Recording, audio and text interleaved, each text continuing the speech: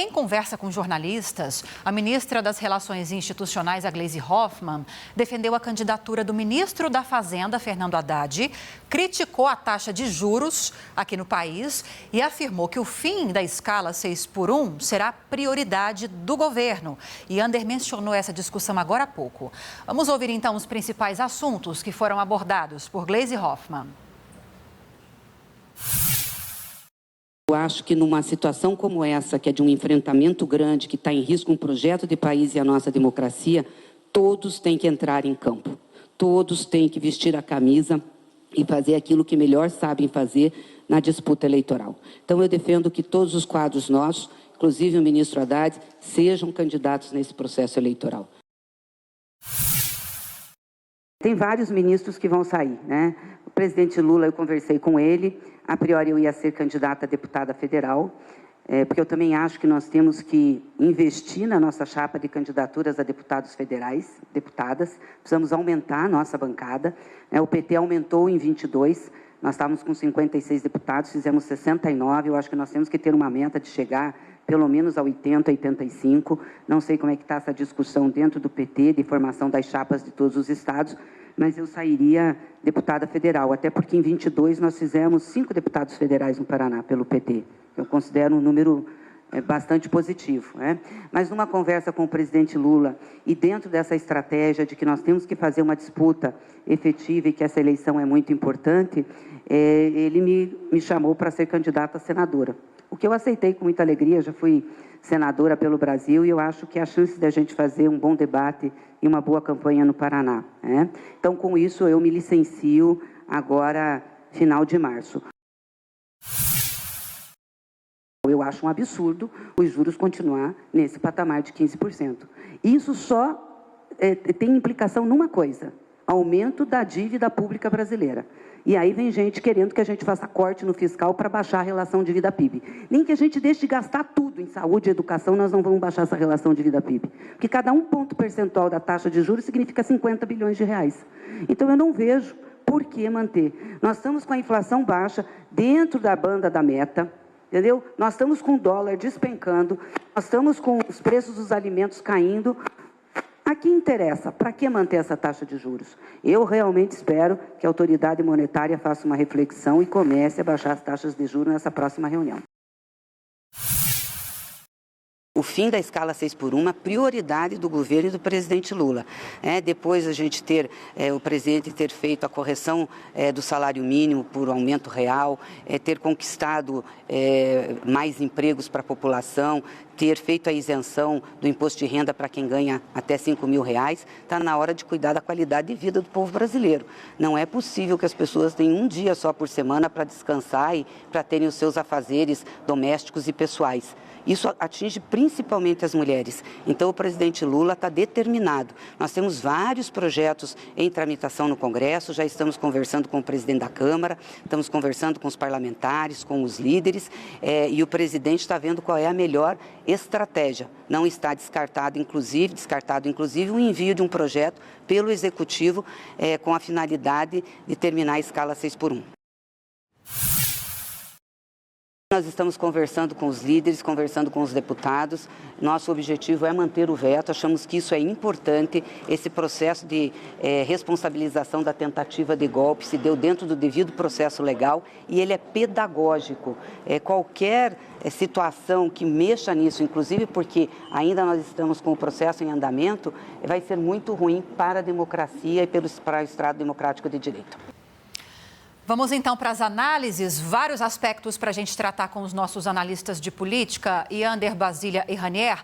Vou começar com Basília, que participou desse café com jornalistas, inclusive. Basília, fale, minha amiga, o que você quiser falar e destacar, mas eu queria que você começasse por esse talvez fogo amigo dentro do PT, porque a gente está vendo duas forças aí que parecem não se encontrarem dentro do partido, se digladiarem em público, publicamente. Fernando Haddad não quer ser candidato nem ao governo do Estado, nem ao Senado, quer apoiar a campanha do presidente Lula à reeleição. E aí, publicamente, Gleisi Hoffmann diz que não, que todos devem vestir a camisa, todos devem entrar em campo, se referindo a Haddad, inclusive.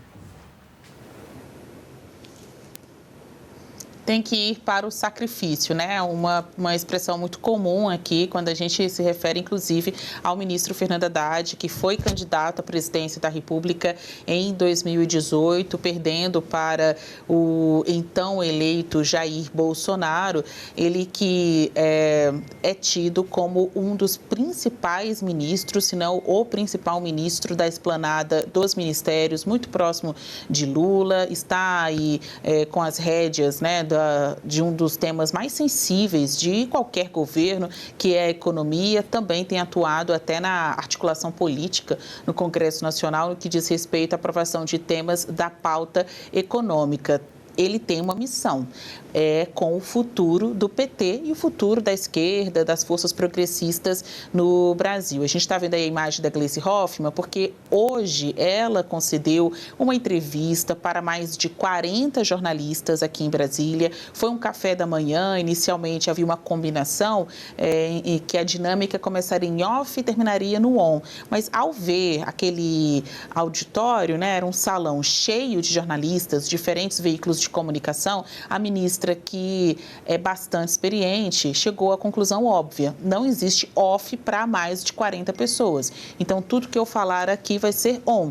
Ela estava bem à vontade para responder estas inúmeras perguntas, diferentes assuntos e até questões bem complexas e delicadas para o governo, como as visitas de Worcar ao Palácio do Planalto, atestadas aí em reportagem do César Veitosa desde cedo.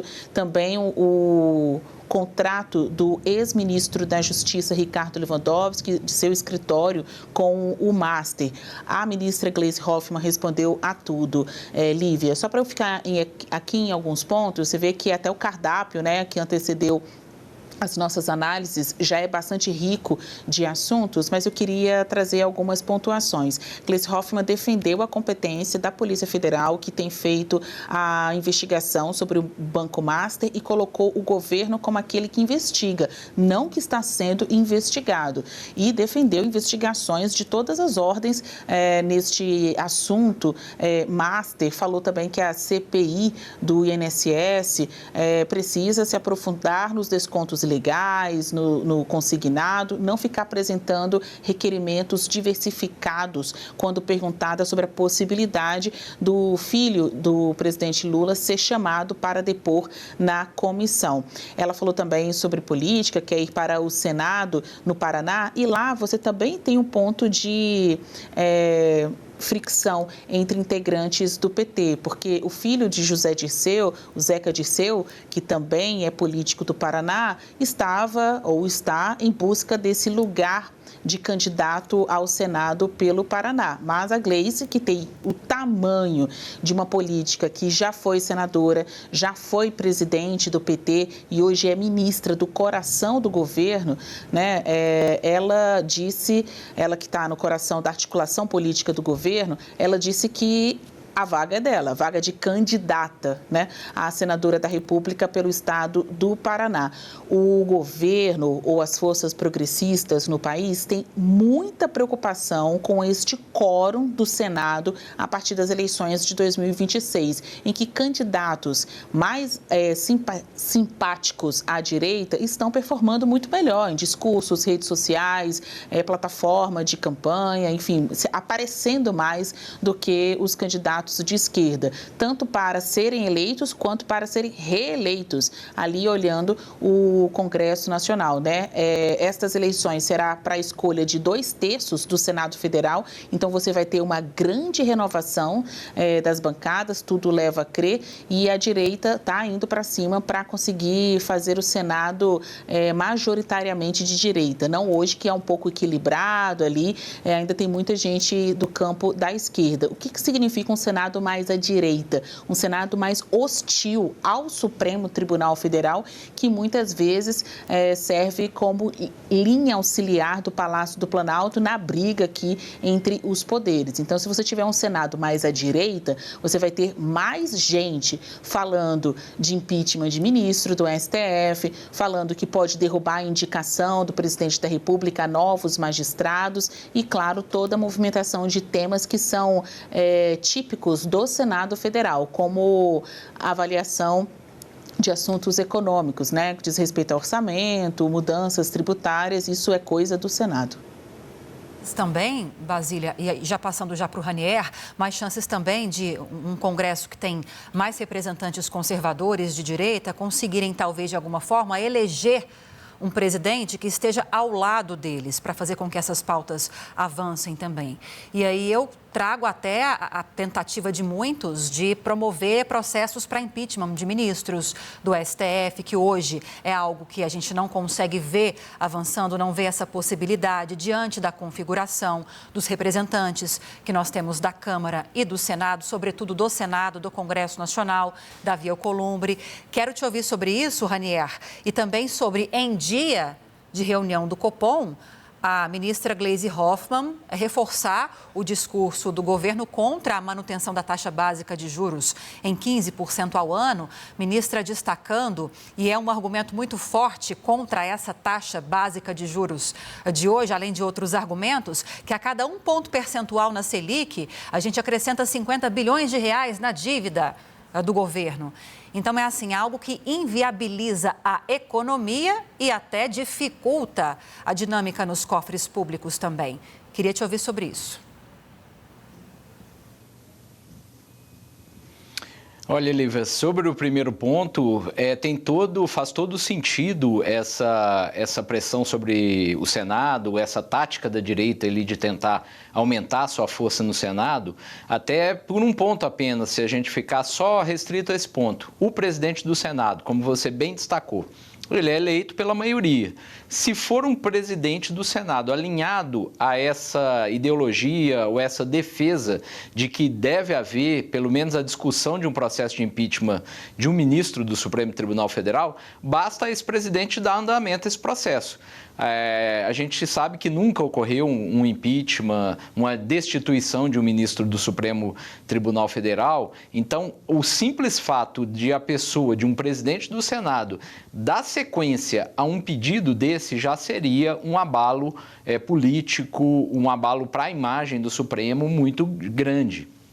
Por isso, esses holofotes aí jogados sobre a eleição do Senado, sobre o comando do Senado e sobre a maioria do Senado. Para haver impeachment de ministro, a gente sabe que tem que haver um quórum muito mais alto, de 2/3, mas só a deflagração do processo já seria um fato político muito relevante. Sobre as declarações da Gleisi em relação aos juros, ela está já de saída, né, e já está adotando até um tom que ela adotava lá atrás, quando ela estava presidindo o PT, que era um tom muito mais agressivo, muito mais para frente e crítico em relação aos juros.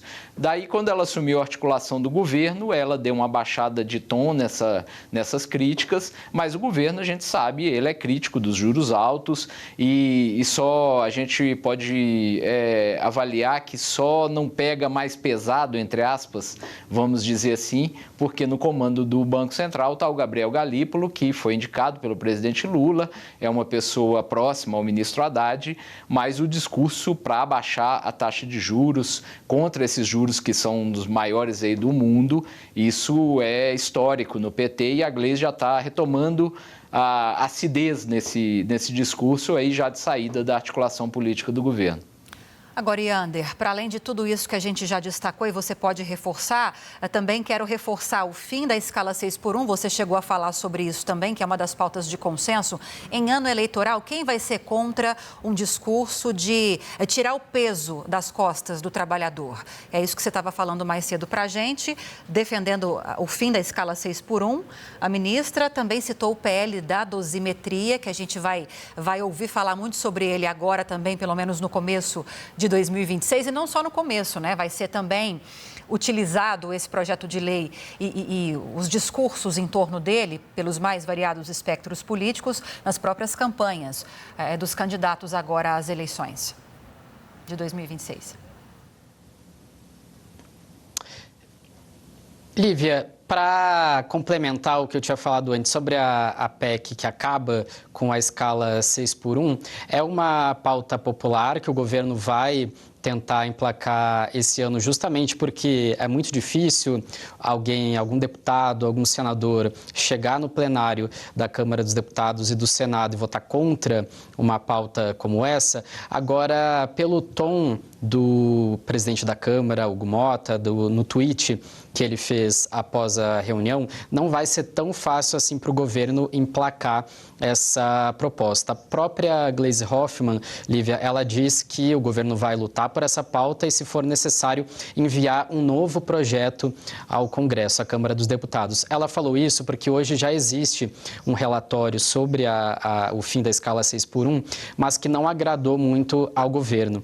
A mesma história da PEC da Segurança Pública. Então, isso ainda deve gerar debate e, por mais que seja uma pauta popular, há muita pressão também do empresariado para que esse projeto, essa proposta não vá para frente, e os empresários têm muita influência no Congresso Nacional, junto a diversas bancadas, diversas frentes parlamentares. Então, deve ser um embate que não vai ser tão fácil assim para o governo, mesmo em ano eleitoral, mesmo que seja uma pauta popular. Em relação ao que a ministra falou sobre o PL da dosimetria, que foi vetado pelo presidente Lula, a expectativa que a gente tem, ouvindo atores políticos de todos os lados, é de derrubada desse veto pelo Congresso Nacional, porque foi um projeto aprovado com ampla maioria na Câmara e no Senado, e esse veto foi visto como uma afronta pelos presidentes Hugo Motta, da Câmara, e Davi Alcolumbre, do Senado, que participaram pessoalmente dessa articulação pela dosimetria, que é uma redução de penas para os condenados da trama golpista e do 8 de janeiro. Então, vai ser um embate, vai ser um desgaste para o governo ali no Congresso. Esse veto deve ser derrubado, mas também o governo vai chegar na eleição e dizer que tentou vetar, que não compactuou com essa redução de penas, mas que o Congresso decidiu mantê-la.